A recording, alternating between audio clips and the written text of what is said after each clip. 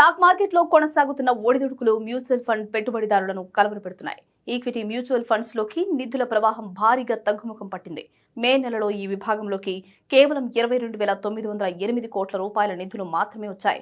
ఈ ఏడాది ఏప్రిల్ నెలలో వచ్చిన 38,440 కోట్ల రూపాయలతో పోలిస్తే ఇది ఏకంగా 40% తక్కువ కావడం గమనార్హం.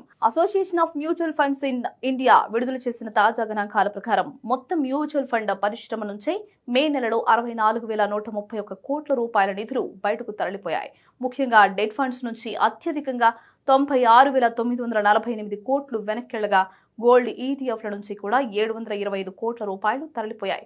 అయితే ఈక్విటీ స్కీమ్స్ లో మాత్రం ఫ్లెక్సీ క్యాప్ ఫండ్స్ 5,175 కోట్ల రూపాయలతో టాప్ లో నిలిచాయి. నిధుల ఉపసంహరణ ప్రభావంతో మ్యూచువల్ ఫండ్ పరిశ్రమ మొత్తం ఆస్తుల విలువ 81.92 లక్షల కోట్ల రూపాయల నుంచి 81.6 లక్షల కోట్లకు పడిపోయింది.